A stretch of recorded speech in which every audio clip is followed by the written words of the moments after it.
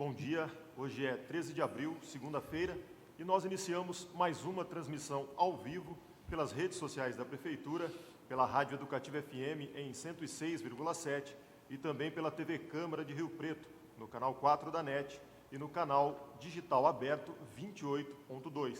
Essa transmissão é uma ação conjunta das Secretarias de Comunicação e Saúde e tem o objetivo de atualizar a população de Rio Preto sobre o trabalho que vem sendo feito para o controle e prevenção da pandemia do coronavírus.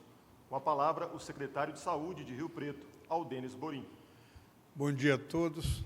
Estamos aqui para a atualização dos dados referente à pandemia do Covid-19, o coronavírus, que atinge nossa cidade. Nós iniciaremos a apresentação pelos dados do 0800.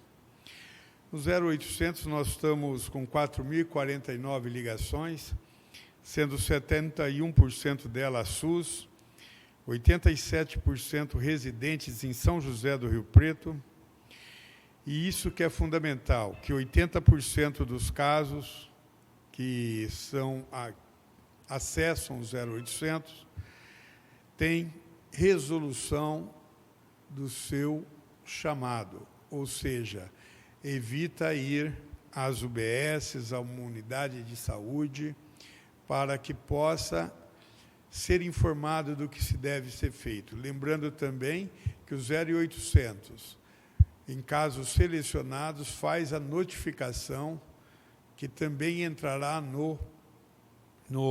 na estatística da Secretaria de Saúde.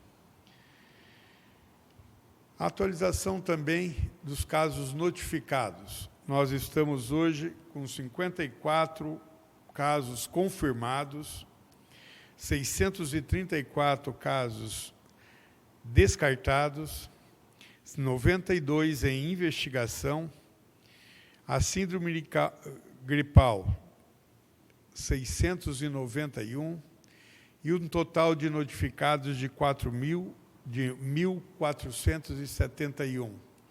Lembrando que nós tivemos do dia 8 ao dia 12, 427 novos casos notificados em São José do Rio Preto. Desses casos confirmados, ou seja, que são realmente positivos para coronavírus, nós estamos hoje com 54. Lembrando que esses 54 foi com 31 dias. Lembro a vocês que nós sempre colocamos que, ao atingir a marca de 50 casos, modificaria muito nossa duplicação de casos ou o aumento de casos. É considerado mundialmente que o valor 50 casos é um valor fundamental para que ocorra mais transmissão entre pessoas. Então, como nós notamos nessa curva, essa curva insistentemente aumenta. No dia 10/4, nós vimos o pico dela. Então, pessoal, ainda nós estamos na fase de ascensão da curva. Nos próximos slides, nós vamos fazer um apanhado desses 54 casos. Tem-nos sido perguntado bastante sobre o sexo e a idade desses pacientes. Nós estamos com, dos 54 casos, 43 são abaixo de 59 anos, sendo que desses, 21 são masculinos e 22 femininos. Acima de 60 anos, nós temos 11 casos, 5 femininos e 6 masculinos. Como o próprio gráfico mostra, acomete praticamente igualmente homens e mulheres. O próximo.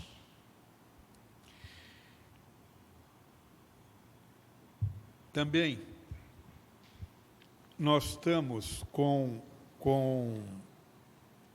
14 os casos encerrados, aqueles casos que já completaram a quarentena e estão já liberados para a sua vida normal.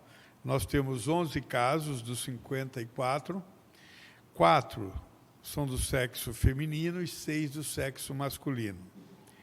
10 na faixa etária de 20 a 59 anos. E apenas acima de 60 anos, que se manteve 29 dias internado e a grande parte desses dias em UTI. Como nós falamos, esses pacientes mais idosos, acima de 60, eles requerem um tratamento mais delicado, mais tempo de internação, e muitos deles requerem UTI por longa data. Próximo. Sobre a síndrome respiratória aguda grave, nós estamos com 202 pessoas até o momento que já internaram por essa síndrome. Dessas 202, 23 foram confirmados para a Covid. 3 continuam em enfermarias e 3 em UTIs. 5 foram confirmados para a influenza. 29 aguardam resultado de exames e 145 foram descartados para a Covid-19. Lembrar que essa síndrome respiratória aguda grave não quer dizer Covid. Nós temos várias outras causas de doenças que levam a essa síndrome respiratória aguda grave. Tá? Nós temos desses todos que entraram em síndrome, nós temos temos 23 que foram Covids.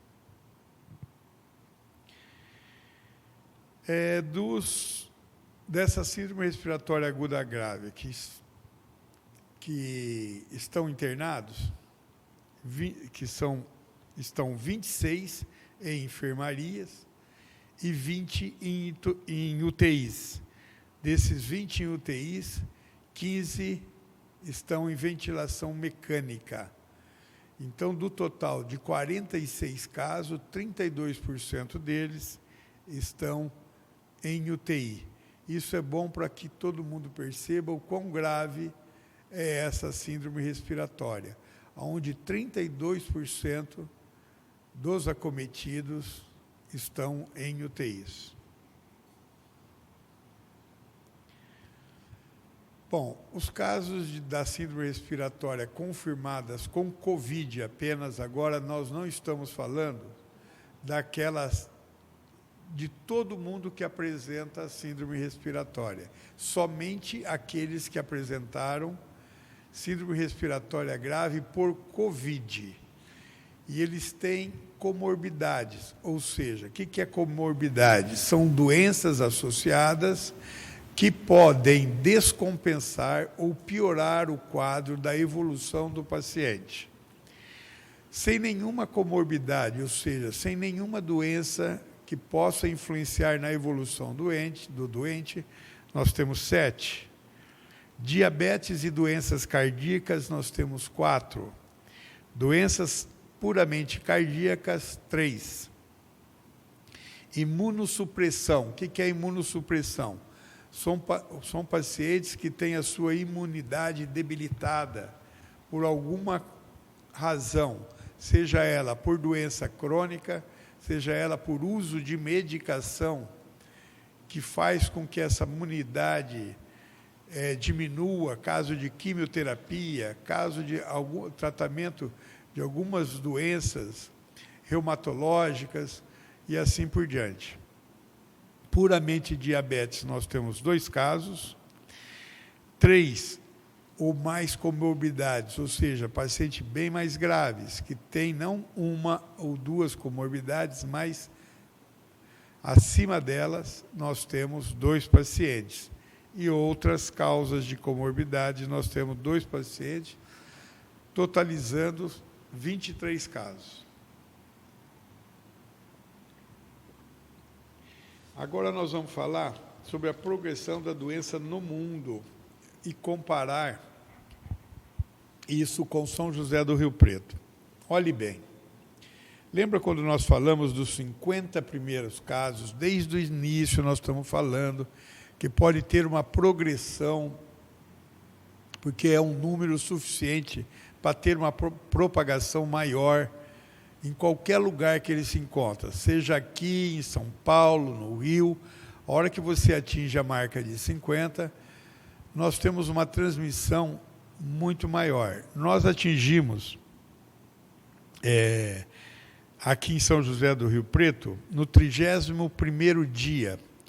É importante entender o que está acontecendo ali, naquela primeira faixa.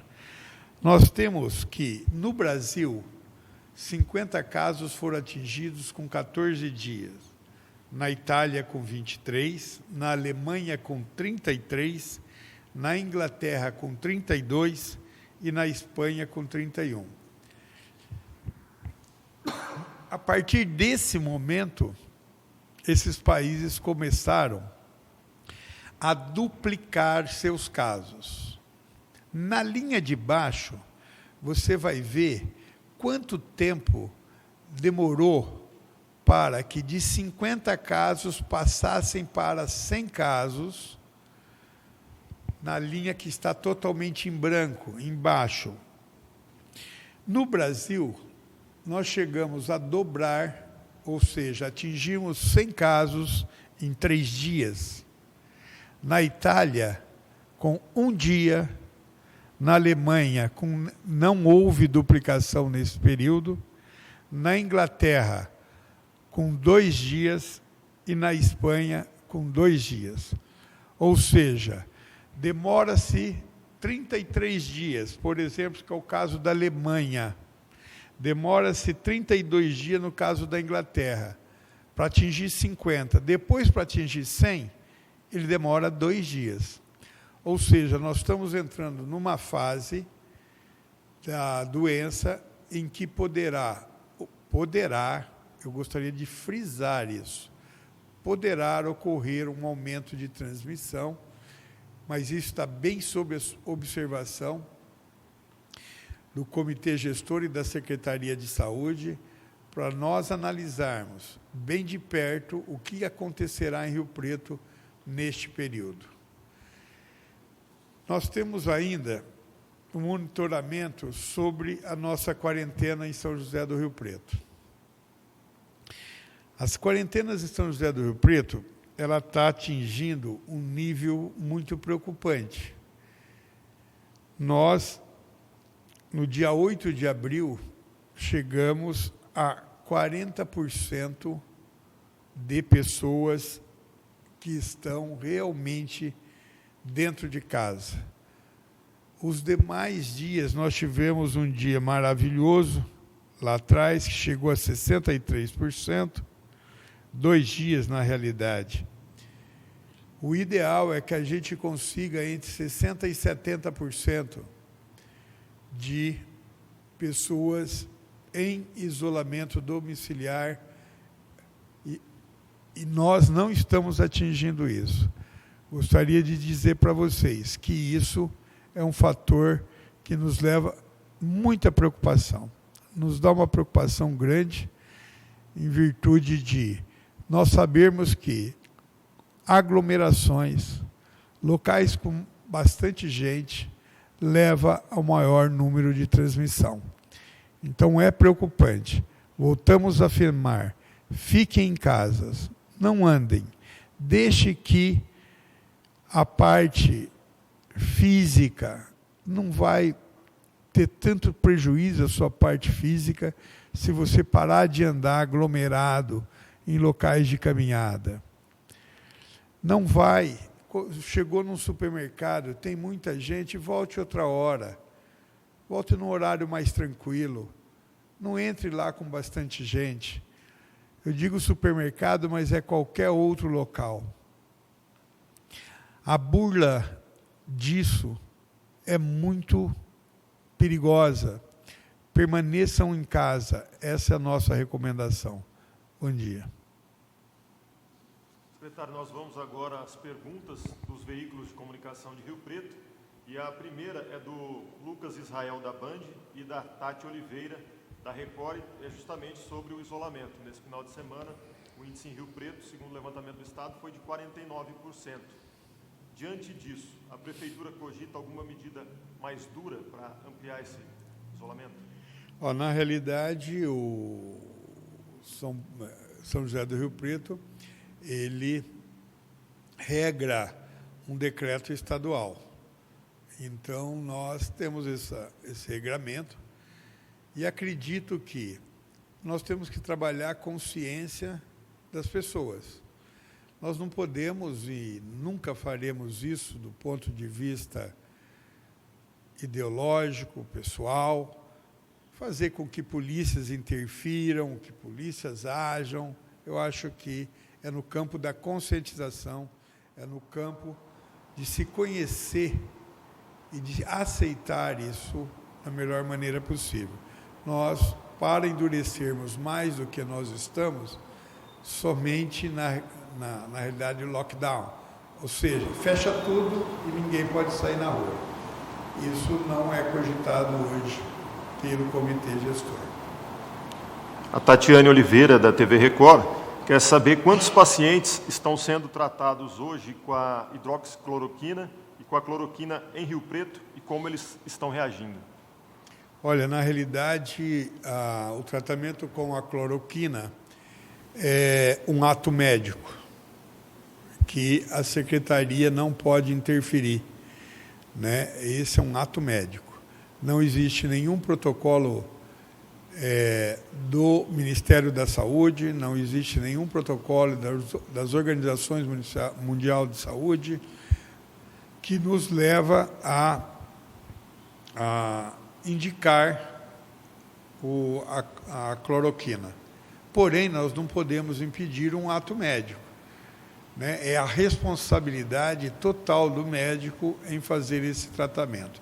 Nós sabemos que existe uma distribuição dessa medicação para a rede pública e vai da consciência, vai da responsabilidade de cada médico executar ou não esse tratamento. Agora a pergunta é do Rodrigo Carraro, da CBN, também Joselito Paganelli, da TVT, e a Milena Grigoletti, do Jornal Diário da Região. Foi publicado no Diário Oficial na sexta-feira a compra dos testes para o Covid-19. Esse material, eles querem saber se é o que vai ser utilizado para os pacientes assintomáticos, como será essa pesquisa e quantos testes foram adquiridos. Olha, sim, esses testes estão sendo comprados para que se seja feita a pesquisa pela Unesp.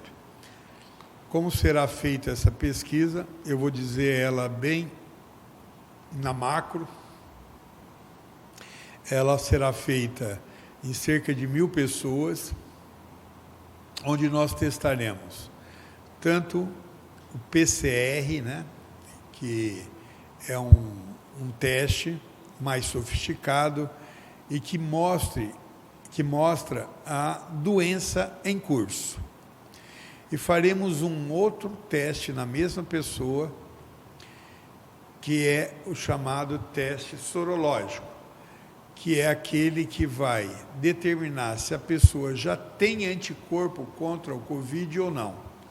Desta maneira, nós pretendemos chegar sempre em pacientes assintomáticos, em pacientes que não apresentam ou apresentaram sintomas recentemente, para que nós tenhamos uma ideia de quanto nós temos de portador assintomático em São José do Rio Preto, que esse é o que faz o maior número de transmissão, e quanto da população já tem anticorpos, ou seja, está imune. Ela pode, na realidade, circular, porque ela não tem mais o perigo de pegar ou transmitir a doença. Então, esse teste tem essa finalidade e será realmente feito pelo IBIOS. A Madeline Boer, da Rádio CBN, pergunta quando o hospital de campanha passará a ser utilizado. Como o Dr. Baitello falou na última live, e eu tenho insistentemente dito que o hospital de campanha é um projeto que nós estamos preparados para, se necessário for, nós utilizarmos. Não faz sentido hoje nós fazermos um hospital de campanha com a Santa Casa, o hospital de base, tendo ainda uma folga de leitos para que seja acolhidos os pacientes nos próximos dias. Quando 70%, 80% da capacidade desses hospitais estiverem sendo atingida, então nós começaremos realmente a ativar um hospital de campanha. Joselito Paganelli, da TV Tem, pergunta se existe alguma relação entre os locais onde as pessoas continuam se aglomerando, como a represa, o Lago 3 da represa, com a maior incidência do Covid na cidade. Nós, assim, recentemente, desde terça-feira, nós não fizemos nenhum levantamento ainda dos locais onde estão sendo acometidas essas pessoas. Mas o último levantamento, que foi na terça-feira passada, não havia essa relação. Ela estava por todas as cidades, em todas as UBSs, porque a pessoa também que anda ali no Lago 3, né, que é o lago que mais se tem caminhada, não quer dizer que ele more ali. Ele mora em outros locais e vai lá para caminhar. Então, ter isso como referência fica difícil para a gente. Nós não vamos conseguir chegar a isso. O que nós sabemos é que é uma doença que até o momento em São José do Rio Preto acomete mais a classe A e B, né? E isso não quer dizer obrigatoriamente que morem naquela região, pode vir de outros locais. Existe a ideia, a opção de se fechar os estacionamentos dessas áreas para tentar evitar essa aglomeração? Existe e deve ser posto em prática rapidamente, porque aqueles estacionamentos que estão perto das caminhadas é uma maneira de você controlar o fluxo, né? Então, existe sim esse projeto e devemos colocá-lo em prática. Obrigado, secretário, pelas informações. E assim nós concluímos essa transmissão, registrando que esse vídeo ficará disponível no canal do YouTube da Prefeitura de Rio Preto, em alta resolução, em 30 minutos.